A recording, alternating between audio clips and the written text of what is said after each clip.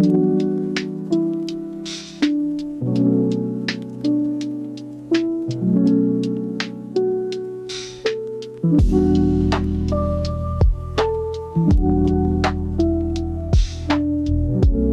kali ini gue akan membagikan skema box NTX BRX212 yang terinspirasi dari skema box direct, vented atau bass reflect yang umum digunakan.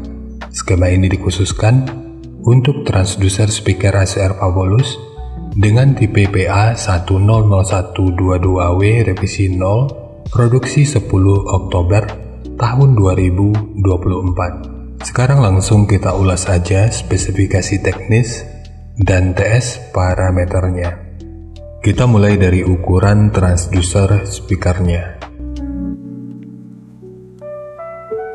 Untuk diameter lubang pada box, ini ukurannya 281 mm dan pada penerapannya nanti bisa digenapkan di 284 mm.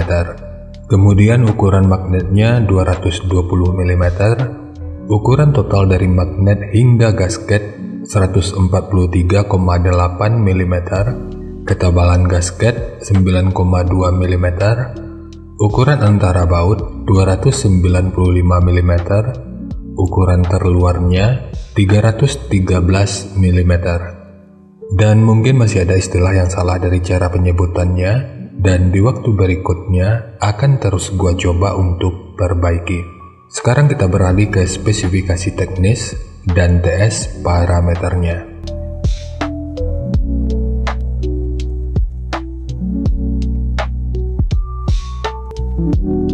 Kita mulai dari spesifikasi teknis. Untuk nominal diameter ini ukurannya 304,8 mm atau 12 inci.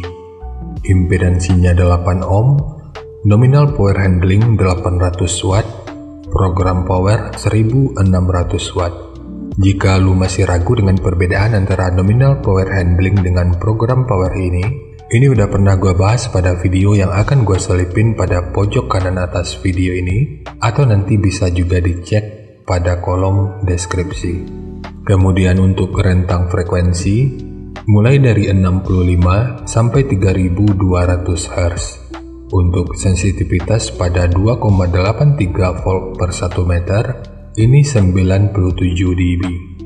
Ukuran voice coilnya 99,2 mm atau 3,9 inci.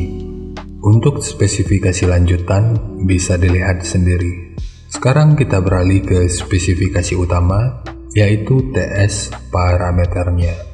Untuk Fs-nya 64 Hz, DCR 5,8 ohm, VTS 0,42, CAS 0,44, PMS 9,63, MMS 87,8 gram, CMS 0,07 mm per Newton, BL 21,6 Tesla meter, fast 28,8 liter, efisiensi 1,64%, SD 539,1 cm persegi, dan Xmax 9,38 mm.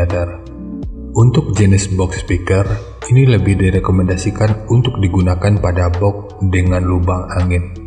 Karena untuk ABP-nya, ini sekitar 145,5. Cara mengetahui ABP ini juga udah pernah dibahas pada video yang akan gue selipin pada pojok kanan atas video ini, atau nanti bisa juga dicek pada kolom deskripsi.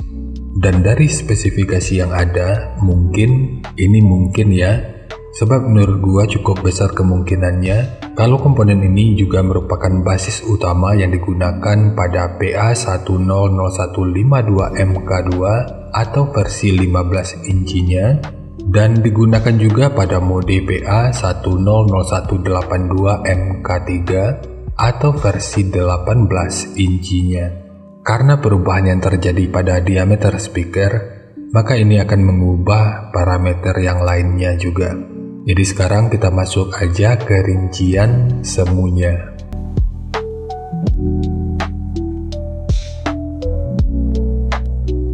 Untuk rincian semu, poin yang gua gunakan di sini adalah 2800 watt pada minimum impedansi 3 ohm.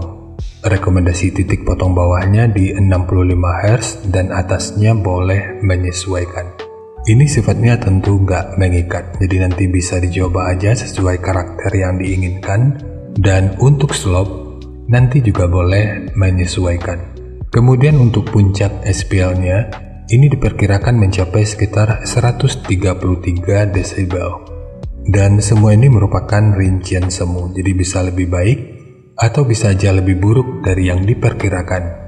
Karena untuk efisiensi akhirnya itu juga akan dipengaruhi oleh beberapa faktor, apakah itu kerapian dan kepresisian dari pembuatan box, kualitas bahan, hingga equipment yang digunakan. Sebelum melanjutkan, harap baca deskripsi video karena ada beberapa informasi tambahan terkait bahasan yang ada pada video ini.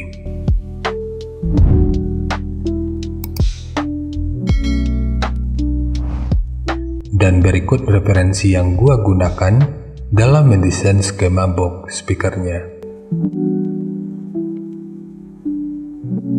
Jadi dari transfer function magnitude ini kita bisa melihat meskipun dipotong di 65 Hz, frekuensi 56 Hz ini udah bisa direspon pada minus 3 dB dan 62 Hz pada 0 dB.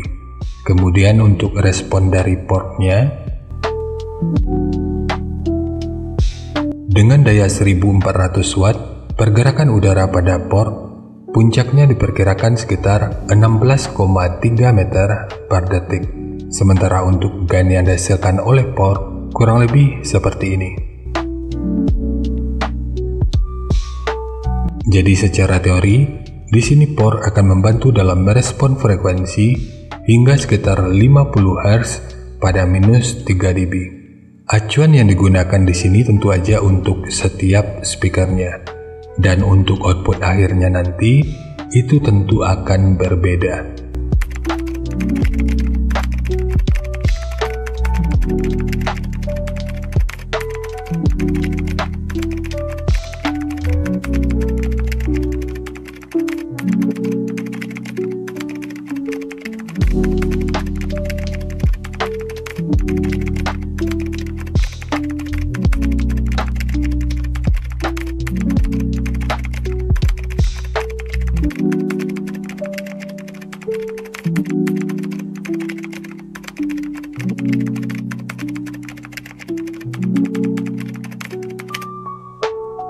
Sebelum membahas skema, kita bahas dulu berapa lembar multiplex yang dibutuhkan untuk satu box speaker ini.